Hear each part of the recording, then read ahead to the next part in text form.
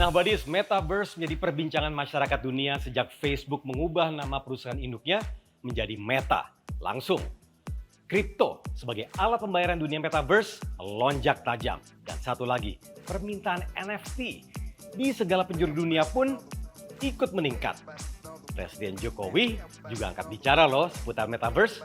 Mau denger nggak apa kata Presiden Jokowi? Yuk kita lihat. Akan ada mall virtual, gym virtual, kantor virtual, wisata virtual. Saya saat itu belum bisa membayangkan seperti apa sebetulnya. Tapi sekarang saya bisa ngerti betul bahwa kemajuan digital ini tidak bisa kita cegah lagi dan sudah masuk ke tadi yang saya sampaikan. Pencipta Pokemon Go, John Hanke, menyatakan teknologi Metaverse adalah sebuah peringatan tentang masa depan dan menyebutkan ini merupakan teknologi distopian yang salah. Nah, satu lagi, pencipta Augmented Reality atau AR, Louis Rosenberg, menyatakan bagaimanapun pengalaman hidup bersama manusia atau yang kita sebut keberadaban manusia akan cepat terkikis. Kenapa? Karena nantinya secara cepat kita semua akan hidup dalam gelembung data kita sendiri. Oke, apapun itu pro dan kontra seputar Metaverse. Mau tahu nggak seperti apa sih kehidupan Metaverse? Nah, bagi yang belum tahu, yuk ikuti saya. Selamat datang di Metaverse, dunia baru yang hadir dalam bentuk virtual dan 3 dimensi. Tanah virtual, gedung virtual, kantor virtual, mata uang digital, bahkan diri kita sendiri pun masing-masing juga virtual. Buddies, inilah Metaverse. Di dunia Metaverse, pengguna dapat langsung bertemu dan juga berinteraksi dengan orang lain melalui avatar yang digunakan atau masuk sendiri di dunia Metaverse dan keduanya menggunakan satu alat ini, virtual reality. Hey, buddies! Sebenarnya konsep dunia virtual di Metaverse itu bukan barang baru. Contohnya di game online yang sampai saat ini masih digandrungi yaitu Roblox atau Minecraft, di mana semua pemainnya dapat mengunjungi lahan virtual dengan avatarnya masing-masing, bahkan bisa belanja barang-barang di game tersebut menggunakan mata uang yang memang digunakan. Selain dunia games, banyak bentuk baru di dunia virtual dan salah satunya yang paling banyak diperbincangkan adalah konser musik. So buddies, please welcome Justin Bieber! Dance with me under the diamonds. Pada November 2021, Justin Bieber bersama startup teknologi Wave menggelar konser pertama di Metaverse. Justin muncul dengan avatar 3 dimensi yang digerakkan oleh dirinya sendiri. Sebelumnya, band 21 Pilots menggelar konser di Metaverse pada 17 September 2021 dengan dukungan Roblox. Roblox merancang sedemikian rupa set konser 21 Pilots di Metaverse. Penonton yang juga datang dari pemain Roblox bisa berinteraksi dengan artis serta mendapatkan merchandise virtual dari konser Metaverse tersebut. Sementara dari Indonesia, penyanyi Syahrini telah mengumumkan bergabungnya dirinya ke dunia Metaverse lewat aset digital NFT di Binance sejak 14 Desember 2021 yang kini sudah ludes terjual. Fenomena lain yang muncul di dunia Metaverse ini adalah dengan adanya 3 pemain utama di dunia baru digital ini, yaitu Axie Infinity, Decentraland, dan Sandbox. Ketiganya memiliki kemiripan karena menyediakan sebuah lahan virtual yang nantinya bisa dibeli dan digunakan oleh masing-masing pengguna. Tidak lupa, keberadaan avatar virtual maupun non-fungible token atau NFT tersemat di dalamnya. Lahan virtual yang bisa dibeli di 3 tempat tadi bisa menjadi aset investasi layaknya di tanah di dunia nyata. Misalnya, untuk dibangun properti seperti klub atau wahana permainan di mana pengunjung yang datang membayar dengan token dan token ini nantinya bisa ditukar dengan uang. Selain itu, bisa juga lahan ini digunakan untuk disewakan billboard bagi brand yang ingin memasang iklan. Pertanyaannya, adakah yang mau membeli? Jawabannya, banyak. Bahkan harganya nggak masuk akal.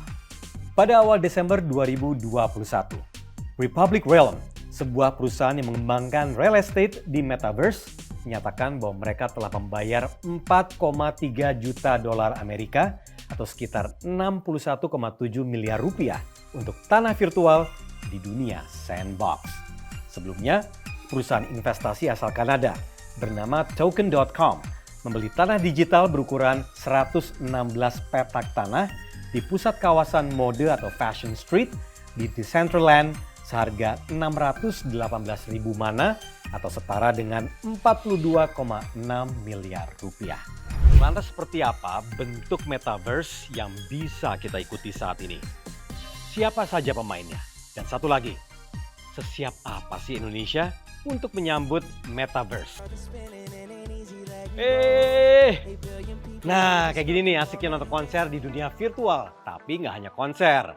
Metaverse juga menawarkan rumah virtual, kantor virtual, bahkan berlibur virtual.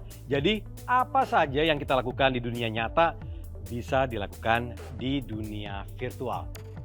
Kita denger yuk kata Mark Zuckerberg soal Metaverse. Starting with the most important experience of all, connecting with people.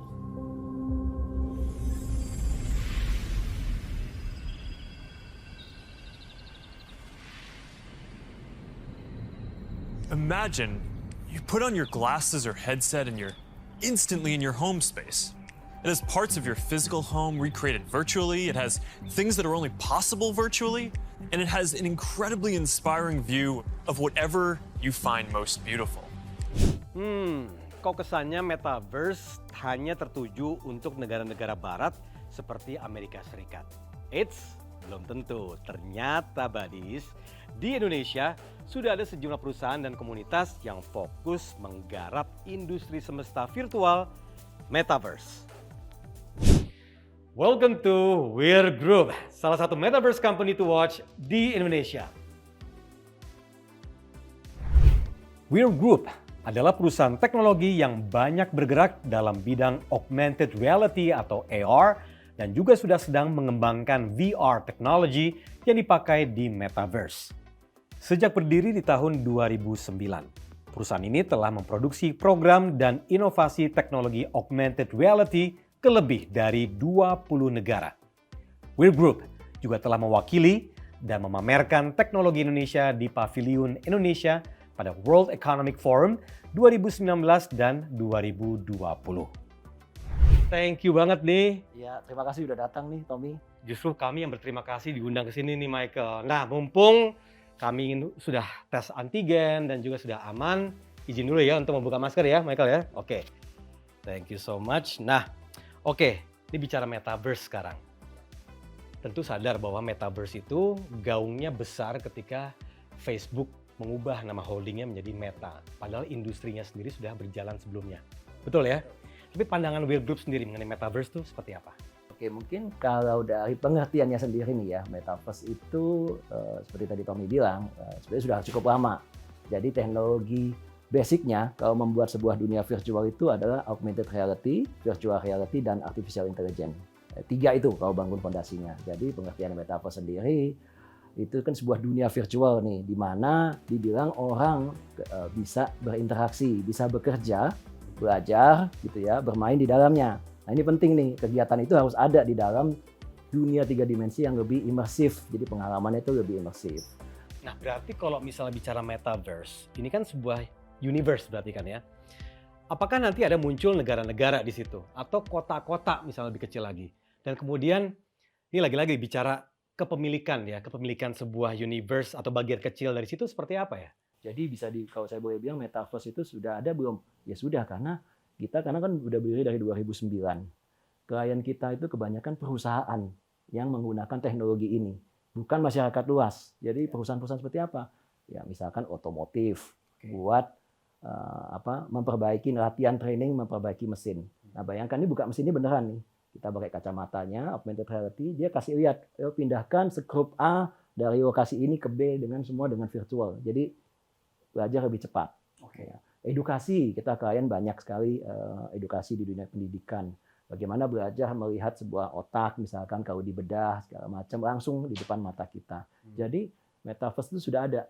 Jadi banyak orang bilang kadang-kadang, oh metaverse belum gitu ya. Satu kakinya kalau saya bilang sudah ada, karena kita sudah berkecimpung 12 tahun ya di teknologi augmented reality, dan corporate itu banyak sekali sudah menggunakan. Militer sudah pakai, dibuat kesehatan, bahkan NASA aja helmnya udah pakai augmented reality juga, gitu ya. Langsung seperti Iron Man ya, gitu ya. Semua muncul di depan layar seperti itu. Ya. Namun sekali lagi saya tambahkan, kacamata AR dan kacamata VR ini ke depan kami prediksi akan jadi satu.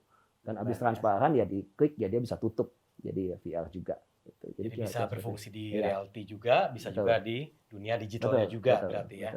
Nah, tapi kalau dari komitmen Wear Group sendiri kan sudah lama nih sebenarnya. Baik itu VR, AR ataupun AI.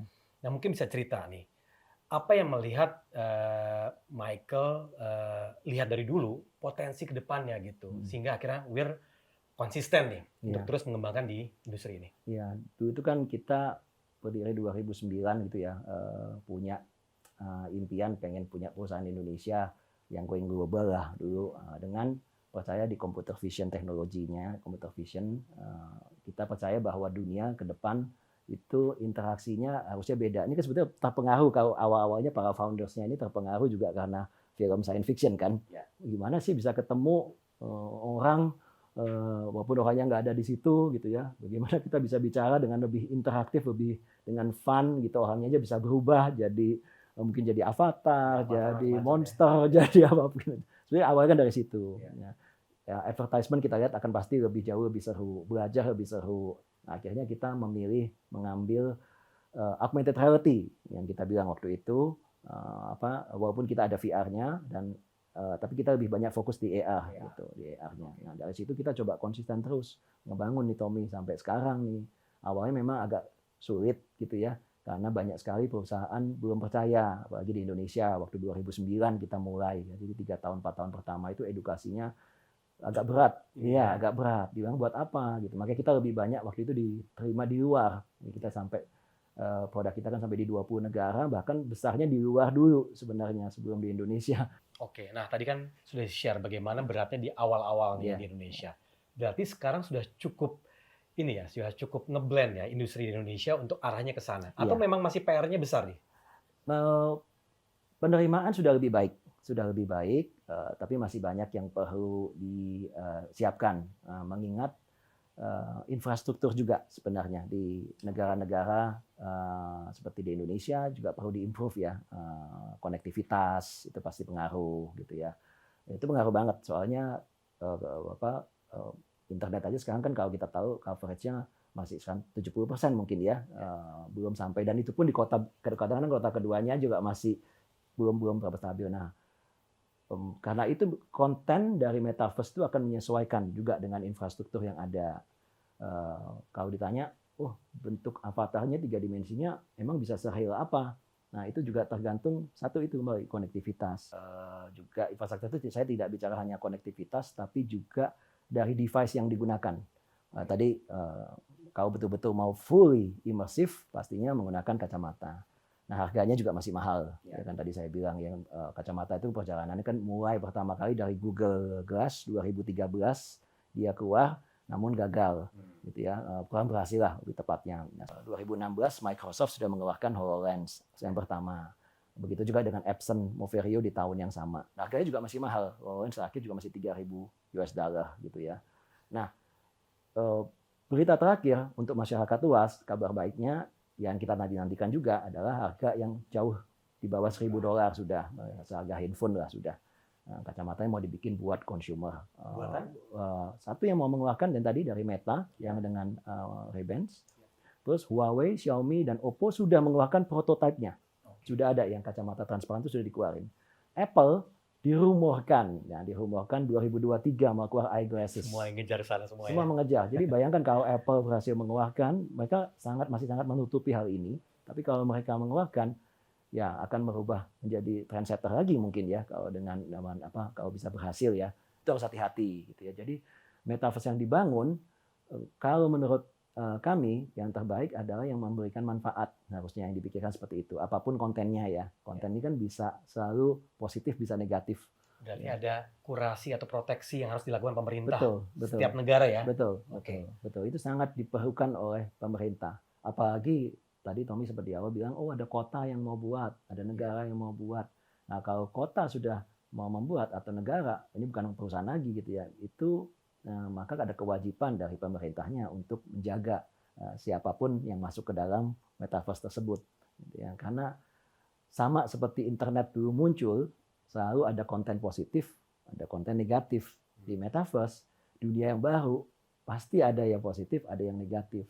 Nah itu yang kita harus betul-betul perhatikan bagi mungkin ada perusahaan yang mau masuk ke sana, ataupun ada yang startup yang mau bangun dunia metaverse, atau perusahaan-perusahaan yang besar ini sudah mau beralih ke itu harus hati-hati di sana, harus dijaga gitu. Selalu ada impact yang perlu kita perhatikan.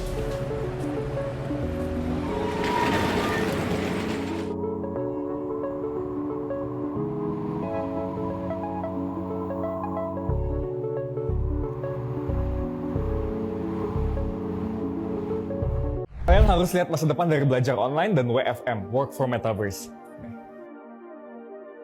Ini adalah cara orang-orang lihat gue di dalam dunia Metaverse. Gue dan Ica lagi selfie sebelum masuk ke portal gereja di Metaverse. Dan gerejanya rame juga loh, lihat ada 65 orang lagi dalam gerejanya. Lo sendiri di awal-awal ketika lo akhirnya fokus untuk cerita gitu soal Metaverse tuh apa sih yang ngebuat lo pengen cerita gitu? Jadi waktu Facebook kelar conference tahun ini dan ganti nama jadi Meta, gue bilang sih ke teman-teman bisnis gue kayak, aduh gila, I think this is the future deh. Kayaknya kita harus bersiap-siap dan cari tahu potensi cuannya di mana, karena cara terbaik, what better way gitu untuk mencari tahu potensi cuannya di mana kalau nggak terjun duluan sih untuk menjadi early adopter gitu. Kita memutuskan untuk coba beli alatnya dan explore dunia metaverse sih sebenarnya. Jadi memang alasan awalnya tuh karena Facebook ganti nama jadi Meta sih. Itu yang membuat kita merasa kayak wah, Facebook sendiri perusahaan yang udah sebesar itu mau mengubah fokus mereka ke dunia metaverse gitu. Jadi kayaknya kita juga coba explore deh dari sekarang dan lihat perkembangannya gimana gitu dari duluan gitu dibanding yang lain. Apa hal pertama yang lo pelajari ketika lo masuk di dunia metaverse? Hal pertama yang gue pelajari itu cara kita berinteraksi di sana sih. Gimana kita bisa melakui long distance meeting di dalam metaverse gitu. Dan gue bisa bilang gue lumayan shock sih. Pertama gue shock karena ternyata teknologinya udah sejauh itu gitu. Kayak kita bisa pergerakan tubuh kita, tangan kita, dan mulut kita tuh ke bawah di metaverse. Itu satu hal yang gue kira teknologinya belum segitunya di harga yang gue beli gitu. Jadi untuk customer level menurut gue itu udah agak wow sih. Tapi yang kedua juga, walaupun ternyata animasinya masih kartun dan ya bukan kayak dunia nyata gitu grafisnya, tapi kehadiran mereka dalam meeting online tuh real banget gitu. Saat orang balik badan dan melihat gue, rasanya tuh kayak beneran ada orang yang ngeliatin gue gitu. Dan kita bisa berkolaborasi di sana, bisa ada papan tulis, bisa meeting, bisa ketemu orang baru dengan begitu real sih. Walaupun kartun orangnya, tapi kehadiran mereka di depan gue tuh kerasa nyata. Itu satu hal yang bikin gue wow waktu gue pertama kali explore dunia metaverse sih. Dan pada saat lo masuk, kan lo tadi cerita bareng sama temen lo gitu. Tapi pada saat lo udah mulai cukup lumayan aktif di situ, banyak nggak sih sebenarnya orang-orang yang akhirnya memang gencar banget gitu untuk bisa mempelajari dunia metaverse? Jadi Facebook tuh lagi bangun dunia namanya Horizon kan, di mana kita bisa bertemu orang-orang baru, bisa datang ke acara-acara event khusus. Seringkali kita berdua lagi jalan-jalan juga, terus tiba-tiba kemarin tuh ada orang ngomong pakai bahasa Indo, kayak apa tuh? Terus ini kita deketin terus bilang kayak, hey, are you Indonesian? Orang Indo ya, kata orang Indo. Tapi untuk menjawab pertanyaanmu tadi tentang orang-orang yang gencar tentang metaverse, karena sekarang masih early adopters, emang orang-orangnya masih yang lumayan niche sih. Jadi orang-orang yang tertarik metaverse, NFT. Gue sering banget kalau di Horizon itu bertemu dengan orang misalnya desainer yang dibikin NFT atau orang-orang IT. Biasanya masih orang-orang yang masih into tech banget yang kita ketemu di Horizon sih. Gue juga punya temen baik juga namanya Ica. Dia itu business consultant di Indo.